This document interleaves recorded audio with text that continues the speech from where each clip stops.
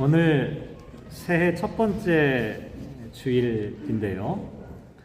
우리 예배 시작하기 전에 또 함께 인사를 나눴지만 새해가 되면 교회를 다니는 사람이건 그렇지 않건 상관없이 서로에게 인사를 합니다. 특별히 우리가 새해가 되면 새해 복 많이 받으세요 라고 하는 인사를 많이 듣게 되는데요. 저는 이 인사를 하거나 들을 때 그냥 기분이 참 좋아집니다. 여러분 어떠신가요? 새해 복 많이 받으세요 하면 기분이 좋아지지 않으시나요? 저는 좀 그런 것 같아요. 참 좋은 인사다. 새해가 시작될 때 서로에게 이렇게 복을 기원하는, 소망을 갖게 하는 그런 인사라는 생각을 해보게 됩니다.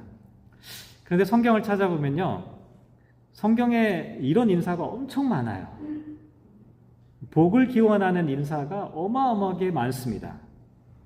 특별히 오늘 우리가 함께 읽은 이 에베소서 1장 3절 말씀부터 14절까지 기록되어져 있는 이 말씀은 사실 초대교회의 찬양시입니다. 예배 중에 불렀던 찬양곡이었어요. 근데 여기에 나와 있는 내용, 특별히 3절 말씀에 보면 찬송하리로다 하나님 곧 우리 주 예수 그리스도의 아버지께서 그리스도 안에서 하늘에 속한 모든 신령한 복을 우리에게 주시되 라고 시작을 합니다. 흥미로운 사실은 뭐냐면 우리 한글 성경에는 복이 한 번밖에 기록되어 있지 않지만 영어 성경을 찾아보면 2번 기록되어져 있고 또 헬라어 원문을 찾아보면 3번 기록되어져 있다는 사실입니다.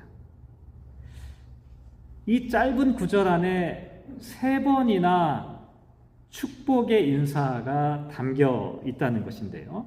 어디에 그러면 복이란 단어가 나오냐? 맨 처음에 나와 있는 찬송하리로다. 우리말로는 찬송하리로다 이렇게 되어 있는데 이게 사실은 축복이라고 하는 단어와 똑같은 단어입니다. 그리고 그 다음에 나와 있는 그리스도 안에서 하늘에 속한, 이것도 사실은 그리스도 안에서 하늘에 속한 복, 이런 의미가 되어져 있는데 우리 한글 성경에는 생략한 거예요. 그리고 3번째는 신령한 복, 이렇게 나와 있습니다. 여기 나와 있는 신령한 복은 성령님의 복을 의미하는데요.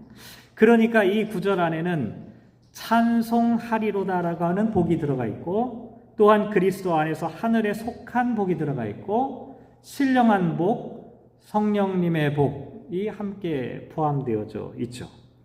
흔히 이것을 삼중적 축복의 기원이다. 성부, 성자, 성령 하나님의 삼위일체 축복의 기원이다. 이렇게까지도 이야기하기도 하는데요. 오늘 이 말씀을 통해서 새해에 하나님이 우리에게 주시는 복은 무엇인지, 우리가 기원해야 하는 축복은 과연 어떤 것인지 하는 것들을 함께 생각을 해 보려고 합니다. 먼저 첫 번째 복은 조금 전에 말씀드렸지만 찬송하리로다 라고 하는 복입니다. 이게 좀 애매해요. 찬송이란 말과 이 복이라는 말은 우리가 생각할 때 완전히 좀 다른 느낌이 들잖아요. 근데 왜 찬송이 복이라는 단어를 찬송이라는 말로 번역을 했을까? 이 복이라고 하는 단어, 헬라어로 보면 유로기아라고 하는 단어입니다. 유로기아. 이 유로기아라고 하는 이 단어가 어떤 단어이냐면 2개가 합쳐진 합성어입니다. 앞에 나와 있는 유라고 하는 것은 좋은, 굿이라고 하는 뜻이고요. 뒤에 나와 있는 로기아라고 하는 단어는 우리가 잘 알고 있는 단어, 로고스에서 비롯된 단어입니다.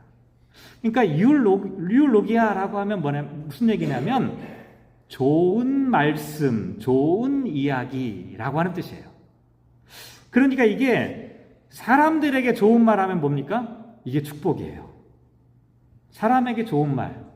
근데 하나님께 좋은 말을 하면 뭐예요? 이게 찬송이 되는 겁니다.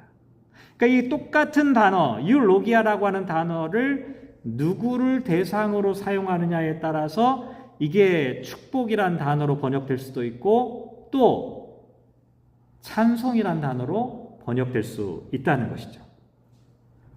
사실 한국 사람만큼 복을 좋아하는 사람 없죠. 한국 사람은 복을 정말 좋아합니다. 교회를 다니는 사람들도 참 복을 좋아하죠. 예수 믿고 복 받는다. 이게 우리에게 참 오래된 그런 문구이기도 합니다. 근데 이게 이제 자칫 잘못하면 어떻게 돼요? 기복주의 신앙으로 변질되기가 쉽습니다. 성경은 복에 대한 이야기가 많지만 기복주의는 좀 조심해야 돼요. 그러니까 하나님을 추구하다 보면 하나님께서 우리에게 복을 주실 수 있어요. 하나님께서 우리에게 복을 주시는 것이 당연한 일이지만 하나님을 제쳐놓고 복을 추구하게 되면, 기복주의가 되면, 그러면 신앙이 왜곡되거나 변질되기가 쉽다는 겁니다. 성경에서 말하는 복은 언제나 어디로부터 시작되냐면 로고스, 말씀으로부터 시작됩니다. 제가 여러 번 말씀드리지만 하나님께서 세상을 창조하실 때 말씀으로 창조하셨죠. 예수님께서도 말씀이 육신이 되어 이 땅에 오셨습니다. 기독교 신앙은 로고스를 빼놓고는 설명할 수가 없습니다. 복도 마찬가지입니다.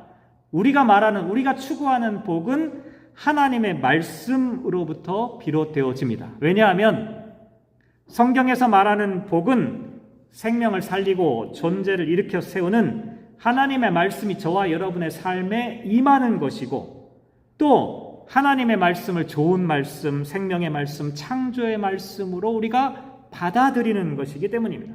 이렇게 보면 세상 사람들은 복을 소유라고 생각합니다. 어떤 사람이 복받은 사람이냐? 소유의 여부로 그 사람의 복을 판단하죠. 하지만 그리스도인의 복은 소유가 아닙니다. 그리스도인의 복은 관계입니다. 관계. 어떤 사람이 복을 받은 사람이냐? 하나님과의 관계가 온전한 사람이 복을 받은 사람이다라고 말할 수가 있다는 것이죠. 2026년 올해 우리 교회의 표어를 영혼과 범사가 강건하게 하소서, 이렇게 정해봤습니다. 이 말씀은 예배 말미에 우리가 함께 축복하고 파송하는 요한 3서 1장 2절 말씀에 사랑하는 자여 내 영혼이 잘됨 같이 네가 범사에 잘되고 강건하기를 내가 간구하노라, 이 말씀에서 인용을 했는데요. 이 편지는요, 성경 가운데 가장 짧은 편지입니다. 글자 수가 가장 적어요. 사도 요한이 가이오라고 하는 한 사람에게 개인적으로 쓴 편지입니다. 근데 편지를 쓰는데 가장 첫머리에 뭐라고 썼냐면 내 영혼이 잘됨같이, 이렇게 말합니다. 내 영혼이 잘됨같이. 이게 무슨 얘기냐면 사도 요한이 볼 때 가이오는 이미 영혼이 잘 되어진 사람이라는 겁니다. 이걸 전제하는 거예요. 저는 이 말씀 묵상할 때마다 질투하는 마음이 좀 생길 때가 있어요. 야, 도대체 가이오라는 사람이 어떤 사람이었길래 사도 요한이 딱 볼 때, 야, 너는 진짜 영혼이 잘 되었어. 이미 잘된 사람이야. 네가 영혼이 형통한 사람이 되어진 것처럼 너의 모든 범사와 모든 것들이 충만했으면 좋겠다라고 지금 사도 요한이 축복을 하고 있다는 겁니다. 자세하게 요한 3서에 기록하고 있지 않아서 그 내용을 알 수 없지만 우리가 하나 짐작할 수 있는 건 뭐냐면 이 가이오라고 하는 사람 어떤 사람이냐? 하나님의 말씀을 복으로 받아들인 사람이었다는 사실입니다. 하나님의 말씀을 복으로 받아들이고 그 말씀에 순종하고 살았다는 거예요. 그래서 하나님께 받은 복을 감사하며 찬송하는 사람이었다는 것이죠. 이미 하나님과 바른 관계 안에 들어가 있었기 때문에 요한은 가이오를 향해서 네 영혼이 형통함처럼 다른 모든 것들도 잘 되었으면 좋겠다라고 축복을 했다는 것이죠. 그런데 이게 생각해보면요, 말은 쉬운데 실제로는 쉬운 말은 아닙니다. 왜냐하면 하나님의 말씀을 복으로 받아들인다. 누구나 할 수 있을 것 같죠. 누구나 아멘이라고 할 수 있을 것 같죠. 그런데 곰곰이 한번 생각해 보시기 바랍니다. 하나님의 말씀 가운데는요, 수많은 말씀들이 있는데 하나님의 말씀이 나한테 다 유리한 게 아니에요. 나한테 다 좋은 말씀들로만 들려지는 것이 아닙니다. 때로는 부담스러운 말씀들도 존재합니다. 때로는 마음속에 거리끼는 말씀도 분명히 있습니다. 순종하고 싶지 않은 말씀도 우리에게 주어지고 있다는 것이죠. 이게 전체가 하나님의 말씀이라는 겁니다. 그런데 하나님의 말씀을 내 입장에서 판단하는 것이 아니라 그 하나님의 말씀, 모든 말씀들을 내가 하나님의 말씀으로 받아들이겠다. 이렇게 지금 고백하는 거예요. 또 하나님께 받은 복을 감사하며 찬송한다. 이것도 쉬운 것 같죠. 하나님께 복을 받으면 누구나 감사하고 찬송하지요 라고 말할 것 같지만 사실 이것도 쉽지 않습니다. 오늘 정진우 장로님 기도하실 때도 언급하셨지만 2026년도에 좋은 일만 있겠습니까? 때로는 어려운 일도 있을 겁니다. 때로는 슬픈 일도 있고 때로는 괴로운 일도 있을 겁니다. 모든 일들이 우리 앞에 펼쳐질 것입니다. 그런데 결과와 상관없이 감사하는 것, 상황의 변화와 관계없이 내가 하나님을 찬송하는 것, 이게 쉬운 일이겠습니까? 결코 쉽지 않은 일이죠. 예전에 어떤 성도님께서 저한테 이런 이야기를 한번 하신 적이 있어요. 성경 이제 새해가 되면 성경 통독 막 이렇게 하잖아요. 성경 통독하고 성경을 막 읽다 보면 예전에는 어디에다 밑줄을 쳤냐면 딱 읽어보면 그 말씀이 나에게 위로되는 말씀 있잖아요. 이 말씀을 딱 들으면 내가 마음이 너무너무 편안해지고 위로되는 말씀, 그런 말씀만 찾아서 메모하고 밑줄 긋고 그리고 그 말씀을 읽기 시작했는데 이분이 나중에 시간이 지나면서 뭐라고 말씀하셨냐면 처음에 그렇게 읽었던 성경 말씀이 나중엔 어떻게 바뀌냐면 이제 조금 불편한 말씀도 그냥 쉽게 넘길 수가 없게 되었어요 라고 이야기를 하는 거예요. 오히려 그런 말씀을 읽다가 내 마음이 찔리게 되면 그 말씀을 더 적극적으로 자세하게 살펴보게 됩니다. 왜냐하면 그 말씀 가운데 오히려 나에게 주시는 복이 숨겨져 있다는 사실을 깨달았기 때문입니다. 이렇게 이야기해요. 제가 그분을 잘 관찰을 해봤습니다. 제가 보니까 별로 상황이 좋아진 것도 없어요. 그냥 똑같아요. 예전하고 똑같아. 뭐 경제적인 환경이 좋아진 것도 아니고 문제가 다 해결되고 좋아진 것 이런 거 아닙니다. 여전히 기도 제목도 똑같았어요. 그런데 말씀을 대하는 태도가 달라지니까 삶을 해석하는 눈이 바뀌게 되는 겁니다. 그러니까 그 순간부터 그 사람의 입에서 나오는 이야기는 불평과 원망보다는 감사와 찬송이 흘러나오기 시작하는 거예요. 이 성도는 무엇을 더 많이 가져가지고 복을 받은 게 아닙니다. 하나님의 말씀 그 자체를 복으로 받아들이니까 복된 삶을 살아가게 되는 거예요. 사랑하는 성도 여러분, 2026년도에 어떻게 살아가시면 좋겠습니까? 저는 여러분이 이렇게 살았으면 좋겠습니다. 하나님과의 바른 관계 안에서 하나님의 말씀에 순종하는 복, 하나님의 말씀을 내가 감사함으로 찬양하며 우리들의 영혼이 형통함을 누릴 수 있는 그와 같은 복, 이게 바로 첫 번째 복입니다. 두 번째 복은요, 좀 복잡해요. 그리스도 안에서 하늘에 속한 복입니다.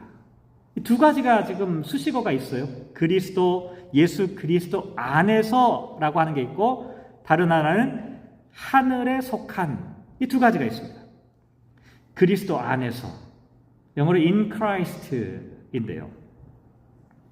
사도 바울의 편지를 읽을 때는요, 한번 여러분 성경 읽으실 때 밑줄을 한번 쳐보세요. 오늘 본문에만 해도 그리스도 안에서라고 하는 표현이 얼마나 많이 반복되는지 모릅니다.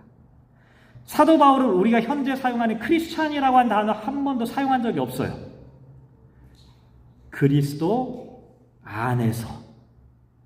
그리스도 안에서, 이게 뭐냐면 단순히 내가 예수님을 믿는다, 예수님과 나하고 분리되어 있는 상태를 나타내는 게 아니에요. 내가 그리스도 안으로 들어갔다라고 하는 뜻을 갖고 있습니다. 믿는 걸 넘어가는 거예요. 그리스도와 내가 한 몸이 되는 겁니다. 우리의 신분과 정체성과 우리의 소속이 그리스도 안으로 완전히 포섭되어서 들어가는 겁니다. 어떻게 우리가 그리스도 안에 있을 수 있을까? 쉽게 생각하면 이런 겁니다. 우리가 공기를 숨을 쉬잖아요. 그러면 숨을 쉬면 공기가 우리 안으로 들어오죠. 근데 우리가 또 어디에서 살아갑니까? 이 수많은 공기 가운데서 살아가게 되는 거죠. 이렇게 보면 우리가 공기를 마시게 되면 공기가 우리의 숨으로 들어오고 또 우리는 공기 가운데 살아가는, 비교하자면 이런 것이 아마 그리스도 안에 있는 것이 아닐까, 이렇게 이야기를 해볼 수가 있는데요. 나라고 하는 자아가 녹아져서 다른 상대방 안으로 스며들어가는 것을 나타내죠. 이걸 사도 바울은 고린도전서 15장 31절에 보면 이런 표현으로 이야기하기도 했는데요. 형제들아, 내가 그리스도 예수 우리 주 안에서 가진 바 너희에 대한 나의 자랑을 두고 단언하노니 나는 날마다 죽노라. 이게 지금 그리스도 안에서를 설명하는 문구입니다. 여기 나와 있는 내가 날마다 죽는다라고 하는 이 말은 육체적인 죽음을 얘기하는 게 아닙니다. 어떻게 사도 바울이 매일 죽겠어요? 매일 육체적으로 죽어요? 말이 안 되잖아요. 그게 아니라 내가 그리스도 안으로 날마다 들어가게 되면 어떻게 돼요? 자기 중심적인 자아가 주님 안에서 새로운 정체성으로 변화되어지는 것을 날마다 경험한다라고 하는 고백을 하게 되는 겁니다. 그리스도와 분리되어 있는 게 아니라 나는 그리스도 안으로 끊임없이 들어가 그리스도께서 주시는 새로운 정체성으로 살아가게 된다. 이게 그리스도 안에 있는 사람에게 주시는 복입니다. 그 다음에 같이 나와 있는 게 뭐냐면 하늘에 속한 복입니다. 하늘에 속한 복. 하늘에 속했다라고 하는 이 표현 때문에 장소를 나타내는 것으로 생각하기가 쉽습니다. 복이 하늘에 있구나. 그게 아니라 하늘에 속한 복이라고 하는 것은 하나님의 통치, 하나님의 다스림 안에 있는, 하나님의 통치를 이루는 데 사용되어지는 복을 의미합니다. 그러면 도대체 우리가 하나님의 통치, 하나님의 다스림 안에 있다라고 하는 것이 과연 어떤 것일까? 사도 바울은 5절에 보면 그 기쁘신 대로, 그 기쁘신 뜻대로 우리를 예정하사 예수 그리스도로 말미암아 자기의 아들들이 되게 하셨다.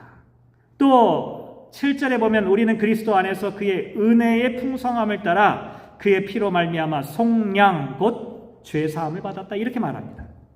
하늘에 속한 복, 이게 어떤 복이냐? 예수 그리스도로 말미암아 하나님의 아들, 자녀가 되는 복이고 속량과 죄사함을 받는 복이다. 이렇게 이야기하는 겁니다. 쉽게 말씀드리면 이런 겁니다. 하늘에 속한 복이라고 해서 우리가 현실을 무시하고 그냥 저 하늘만, 허공만 쳐다보며 살아가는 이런 현실 무시나 도피를 하라는 이런 얘기가 아닙니다.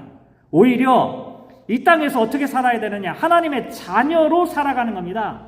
그런데 하나님의 자녀로 살아가되 특별히 주의해야 될 게 뭐냐? 세상 사람들의 가치관, 세상 사람들이 말하고 있는 성공과 실패가 내 존재 가치를 결정하지 못하도록 하는 것을 의미합니다. 사도 바울이 에베소서를 어디에 썼는지 아시죠? 감옥에서 썼습니다. 가장 극심한 핍박과 고난을 받고 있는 상황 가운데서도 사도 바울은 복받은 사람이었습니다. 찬송하리로다라고 고백했습니다. 왜냐하면 사도 바울이 소망했던 복은 환경이 좋아질 때 주어지는 보상이 아니기 때문에 그렇습니다. 어떠한 환경 속에서도 빼앗기지 않는 자기만의 정체성, 하늘에 속한 복을 소유한 사람이기 때문에 이 사람은 언제나 하나님의 복을 추구하며 또 하나님의 복을 사람들에게 선포하며 살아갈 수 있었던 것이죠. 그리고 이렇게 그리스도 안에서 하늘에 속한 복을 누리는 사람은 4절에 보면 창세전에 그리스도 안에서 우리를 택하사 우리로 사랑 안에서 그 앞에 거룩하고 흠이 없게 하시려고 우리를 만들어 간다라고 말합니다. 다시 말씀드리면 그리스도 안에 있는 복, 하늘에 속한 복을 누리는 사람, 이 사람은 시간이 가면 갈수록 예수 그리스도의 인격으로 변화되어져서 거룩하고 흠이 없는 삶을 살아가게 되는 겁니다. 그 사람의 말이 바뀌는 거예요. 그 사람의 행실이 바뀌는 거예요. 이게 복받은 사람입니다. 그리스도 안에서 하늘에 속한 복을 누리는 사람이죠. 사랑하는 성도 여러분, 2026년도에 어떻게 사시겠습니까? 복 있는 사람 되시기 바랍니다. 그 복이 그리스도 안에 있는 복, 하늘에 속한 복, 그래서 저와 여러분의 인격과 삶이 1년이 지나고 나니까 그리스도의 인격으로 성숙되어지는 그와 같은 삶, 이게 복받은 사람의 모습이라는 것이죠. 마지막 세 번째는 신령한 복입니다. 신령한 복. 이게 한국 사람들이 신령하다고 하면 오해를 많이 해요. 신령하다. 이 신비하다는 말하고는 전혀 관계가 없습니다. 신령하다는 게 목소리를 막 이상하게 내는 이런 게 아닙니다. 신령한 복이라고 할 때 신령하는 이 푸뉴마라고 하는 단어입니다. 푸뉴마는 뭐예요? 성령님을 나타내죠. 다시 말씀드리면 신령한 복이라고 하는 것은 신비한 복을 얘기하는 게 아니라 성령님께서 베풀어 주시는 복을 의미합니다. 성령님의 역사를 통해서 나타나는 복이 신령한 복인데, 그러면 성령님의 역사를 통해서 나타나는 복이 무엇이겠습니까? 귀신을 쫓아내거나 기적을 일으키거나 이런 게 아니라 성경에 기록된 대로 성령님으로 말미암아 주어지는 복은 성령의 열매를 맺는 복을 의미합니다. 사랑과 희락과 화평과 오래 참음과 자비와 양성과 충성과 온유와 절제와 같은 성령님을 통하여서 맺어지게 되는 복이 바로 신령한 복을 받은 사람이죠. 향수병을 가져다가 뚜껑을 탁 열어놓으면 어떻게 됩니까? 향수병 안에 있는 그 향수가 공기 중으로 쫙 번져나가죠. 어느새 방 안 가득하게 향기가 퍼지게 됩니다. 애써 설명하지 않아도 됩니다. 향기라고 하는 것은요, 나 향기 난다라고 이렇게 막 털어줘야 사람들이 향기를 느끼는 게 아니에요. 그 사람의 존재로부터 향내가 퍼져나갑니다. 성령의 열매 맺는 사람, 성령의 복, 신령한 복을 받은 사람이 바로 이런 사람입니다. 사랑과 기쁨과 화평 억지로 사람들에게 보여준다고 그게 되겠습니까? 성령님 안에서 그 사람 가운데 성령의 열매가 가득 차게 되면 그 사람의 존재 자체가 아름다운 향기로 주변을 적셔나가게 되는 것이죠. 한번 생각해 보시기 바랍니다. 신령한 복을 받은 사람, 그의 삶 가운데, 그의 행실 가운데 드러나게 되죠. 미워할 수밖에 없는 상황인데도 성령님께서 사랑의 마음을 넘치게 해주셔서 그 사람이 가기만 하면 사랑이 넘쳐나는 공간이 되어질 때 그 사람 복받은 사람입니다. 힘들고 어려운 일을 겪었지만 성령께서 주시는 내적인 평화와 기쁨이 넘쳐나는 그 사람을 만날 때 우리는 뭐라고 말할 수 있겠어요? 정말 하나님의 복을 받은 사람입니다. 싸움과 분쟁이 가득한 곳에 그 사람이 가면 이상하게 화평과 화해가 일어나게 되면 평화의 사도로 살아가는 그 모습을 보면 어떻게 됩니까? 이야, 저 사람은 정말 성령이 움직이는 사람이구나라고 고백하지 않을 수가 없는, 성령 충만한 사람을 통해서 성령의 역사가 나타나는 그 사람이 정말 복받은 사람이고, 그런 사람들이 모여져 있는 교회가, 그 교회가 성령 충만한 교회, 복받은 교회의 모습이겠죠. 사랑하는 성도 여러분, 복이 무엇입니까? 더 많이 가지는 것이 아니라 하나님과의 관계 안에서 향기로운 삶을 살아가는 것입니다.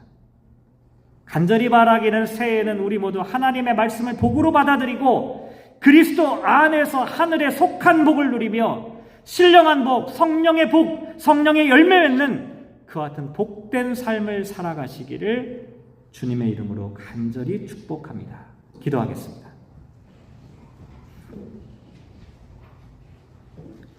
하나님, 2026년도에는 우리 모두가 복을 받은 사람, 복의 사람이 되게 하여 주십시오. 우리들의 입에서 찬송하는 복이 나오게 하여 주십시오. 하나님의 말씀을 하나님의 말씀으로 받아들이는 말씀의 복을 저희들에게 허락하여 주십시오. 예수 그리스도 안에 있는 복을 허락하여 주십시오. 하나님, 우리에게 하늘에 속한 복을 퍼부어 주셔서 2026년 한 해 동안 성령의 열매가 가득가득 열며 나가는 그와 같은 복된 사람들, 복된 교회, 복된 가정 되게 하여 주십시오.